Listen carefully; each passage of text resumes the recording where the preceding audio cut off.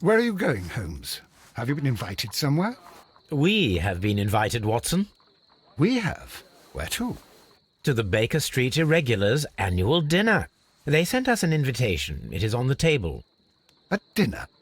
How could those street urchins afford anything like that? I can't understand your interest in them, Holmes. They're dirty. They wouldn't hesitate to steal your wallet. Watson, you should be excited. It is a secret dinner. Its location changes every year. Read the menu. Sounds mouth-watering. All right.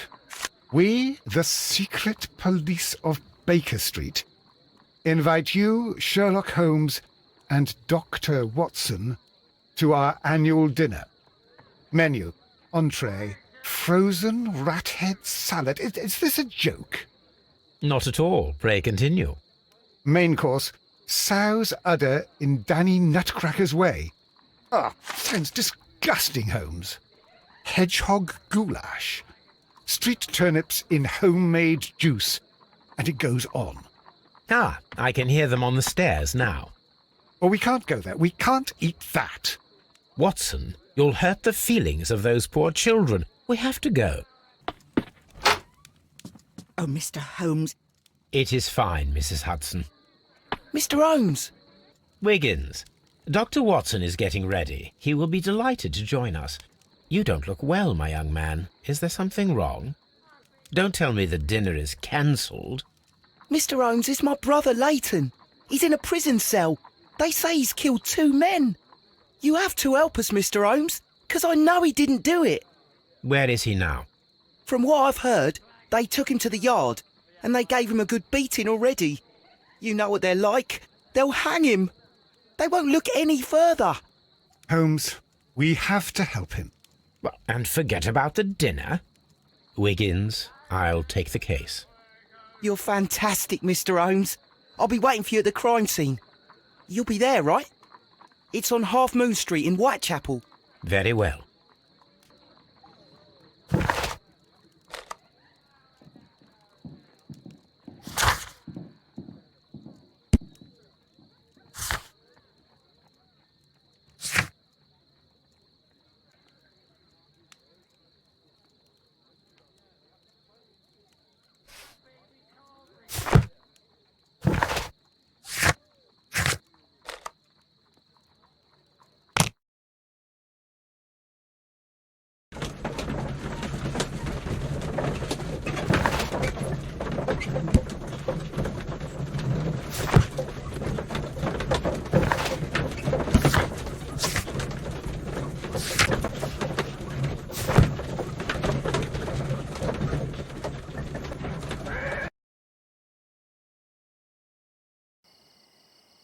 Holmes, poor little Wiggins needs our help.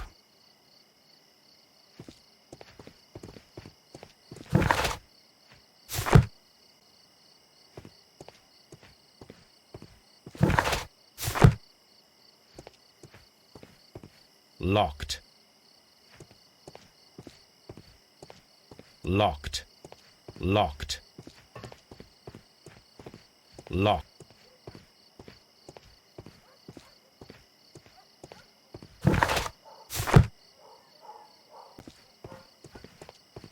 Locked.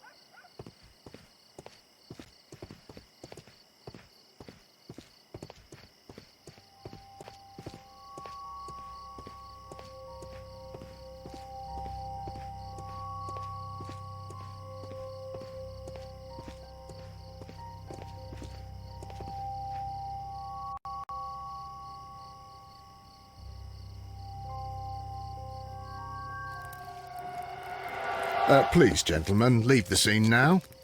Oh, Mr. Holmes, is that you? Good evening, Constable... Constable Marrow. I was here with Inspector Aberline during the Ripper case, Mr. Holmes, back in '88. But then this is nothing like that case. With this one, we've got the murderer, the weapon, and the statements, which speak for themselves. Of course, Marrow.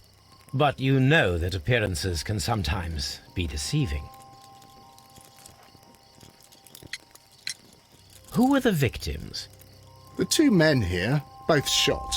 The stat fellow was Brian Vercotti, a well-known ruffian. The other, Kenneth Butler, a jeweller by trade. You spoke of statements. You have witnesses? Well, I was there, so I gave my own statement. And then there were two other witnesses who said they saw the killer Chapman. Mr. Turner, a gentleman who lives in that flat over there, and Polly Powell, a flower seller who was over at the far side of the street. So, Constable Marrow, I should be delighted to hear your testimony. I was standing at the north side of Half Moon Street. That was the side that you came from.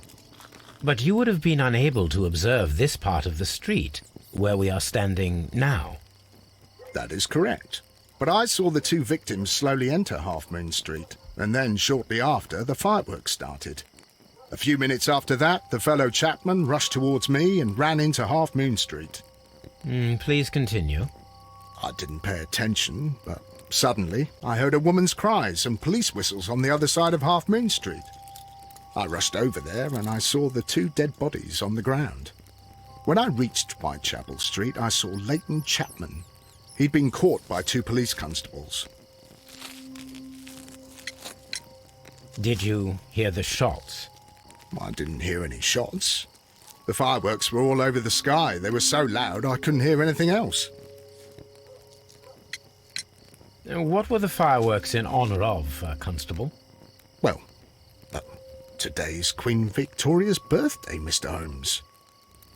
Yes, I appear to have lost track of the days. It is May now, of course. Constable Marrow, what else caught your attention while you were running through Half Moon Street? I saw nothing but rats, and I took the time to light every corner with my lamp. Did you happen to look up at Mr. Turner's window when you were on Half Moon Street at that time? Yes, I saw that the window was open, but no one was there. It was dark in the room. Constable, your statements have been of great value to me. Mr. Holmes, I had no doubt.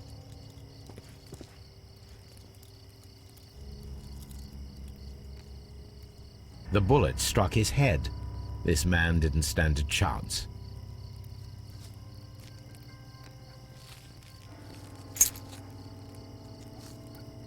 This is an ordinary key. I wonder what kind of door it opens.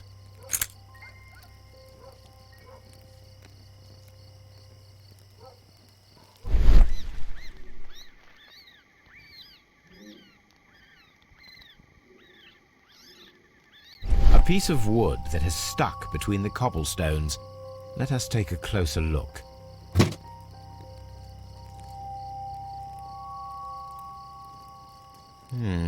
This shard of wood is quite new.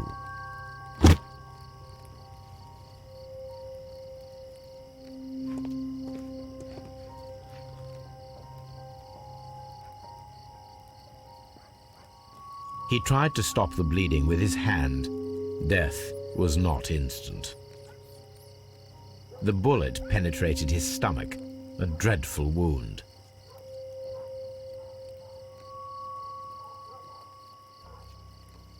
A tattoo from Westgate Prison. Vercotti must have done some time there.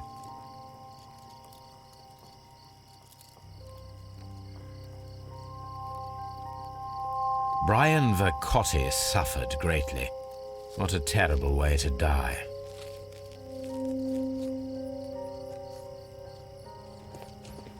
It would be... A fairly long pole with a forked end. A fair...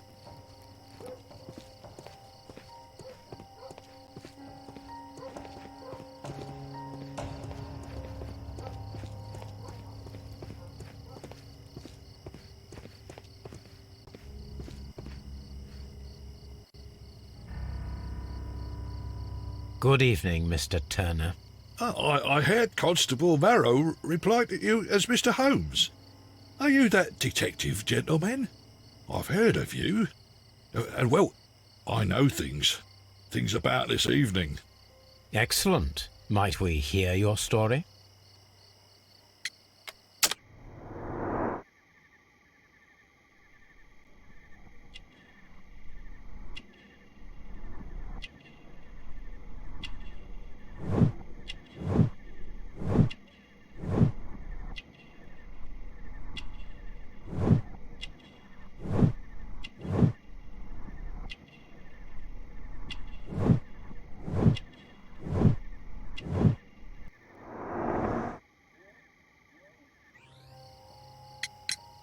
Could you tell us everything that you may have seen or heard?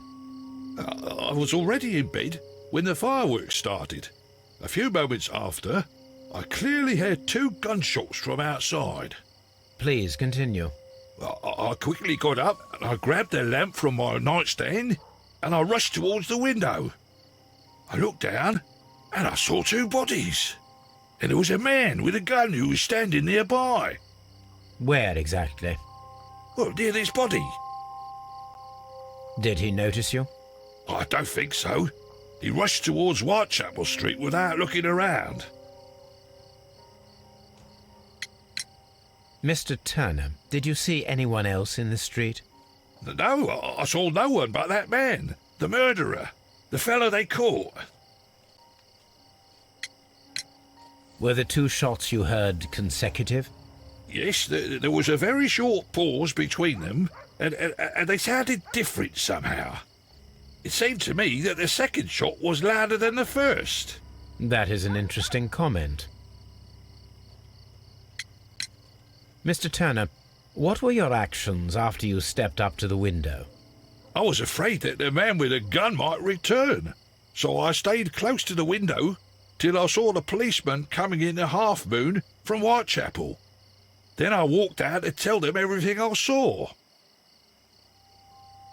You have helped us a great deal, Mr. Turner.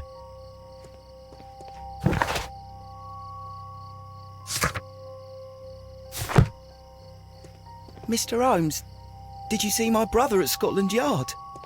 Is he all right?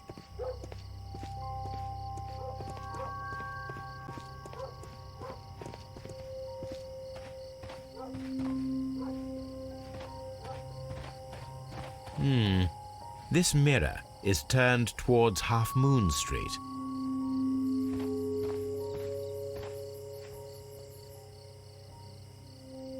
Mrs. Powell? What do you want? My name is Sherlock Holmes. I'm assisting the police with their investigation of the crime that took place this evening. Well, I've already gave my testimony, but very well.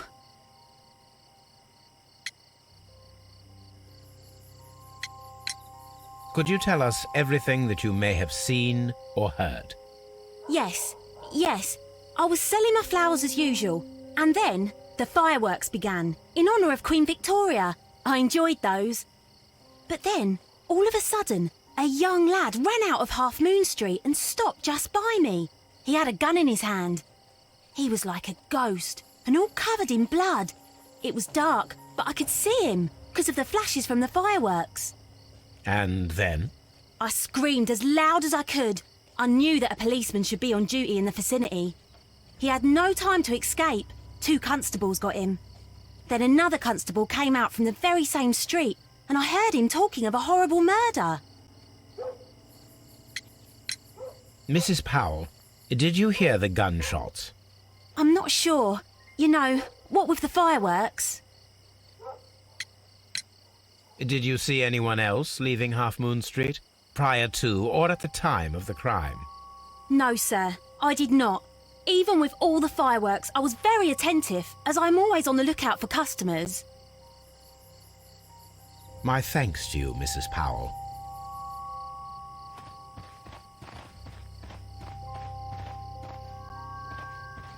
Locked.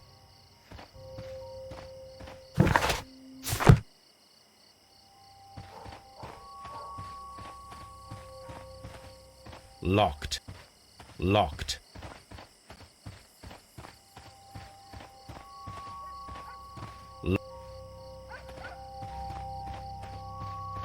Locked.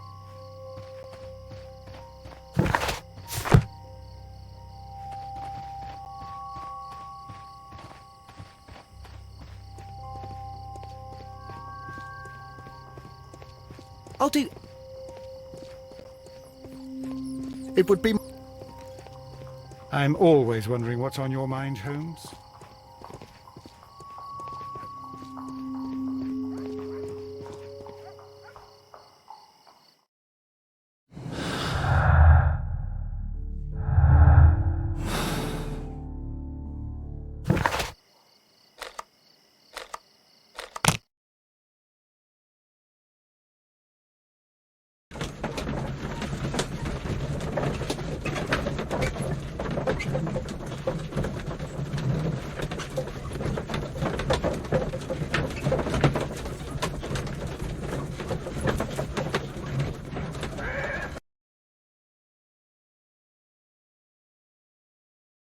Mr. Holmes, whatever brings you here so late at night? I'm interested in the case of young Leighton Chapman. He was arrested earlier this evening and accused of a double murder. I beg your pardon? That case is quite clear to the police. Or are there any new facts that we don't know about? Who knows, Inspector? Look, you are free to investigate, of course, Mr. Holmes. Chapman was arrested with a revolver in his possession, which you can find in the evidence room. The suspect himself is in custody. Did you find anything else on his person? A few personal belongings. Nothing particular, Mr. Holmes. Thank you, Lestrade.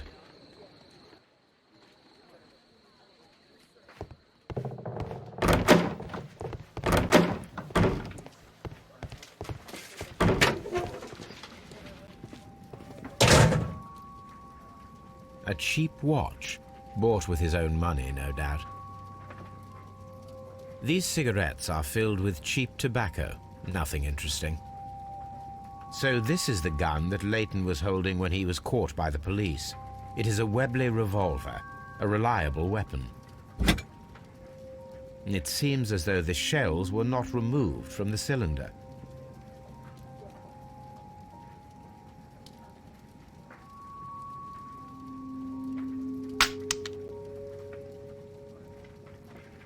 Two out of the 6 shells have been fired. There were 2 shots.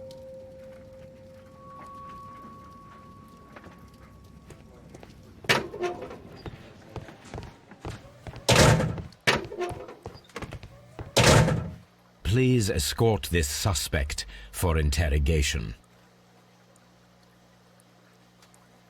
Good evening, Mr. Chapman. Who are you? I've got nothing to say. It's all a mistake. Calm down, Leighton. I have come here to help you. To find out if you truly are innocent, as your younger brother Wiggins has told me. My brother? You know him? Then that means you're... Sherlock Holmes. Oh, blimey. All right, Mr. Holmes. I'll tell you everything.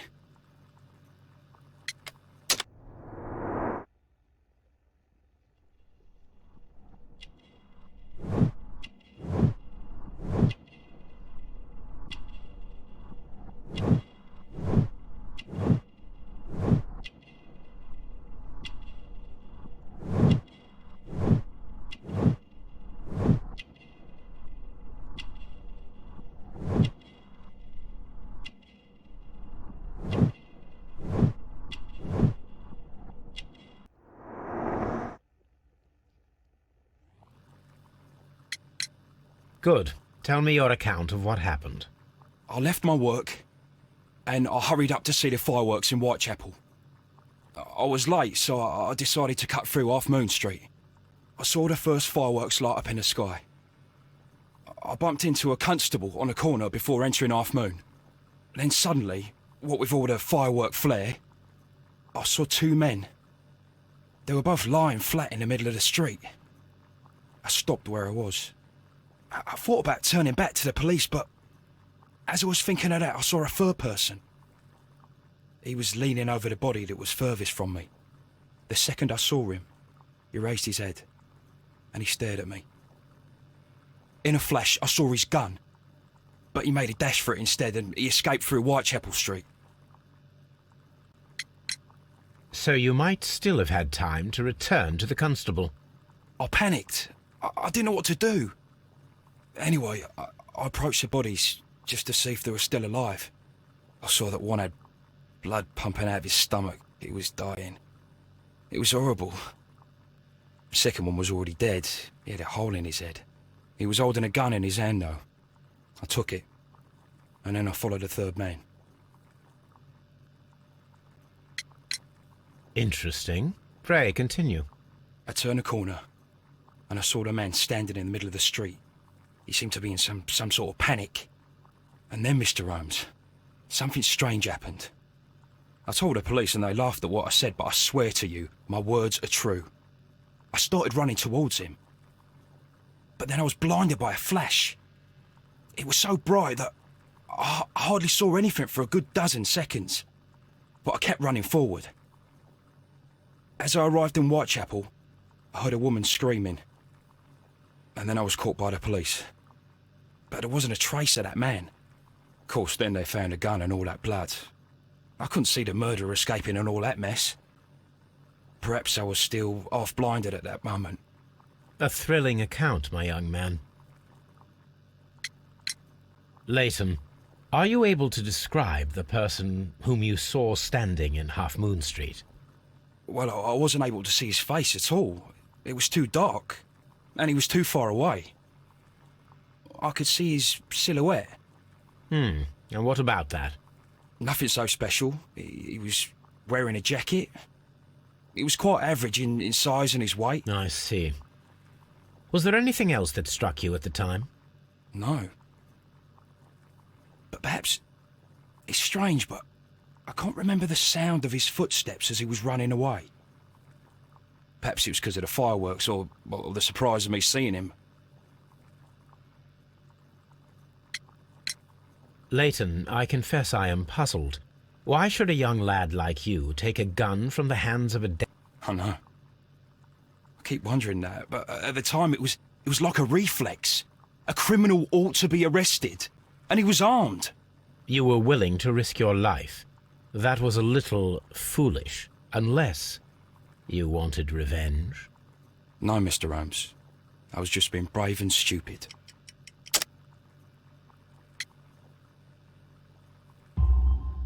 I'm sure that you were, but I believe that you may have recognized one of the victims, Brian Vercotti. You knew that gentleman well, did you not? However could you know that? You have a typical tattoo of the Westgate Brotherhood upon your hand. I observed exactly the same mark upon Mr. Vercotti. You came to know him from your sharing a past prison sentence. Am I correct, Mr. Chapman? Oh, God. You're right, Mr. Holmes.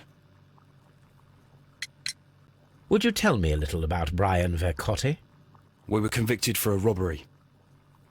Once in prison, both of us joined one of these fraternities. You were quite young then, I believe. Yes, Mr. Holmes, we were. We'd only stolen a pound of meat. After we were released, and when I saw what my little brother had become, I decided to work towards living an honest life.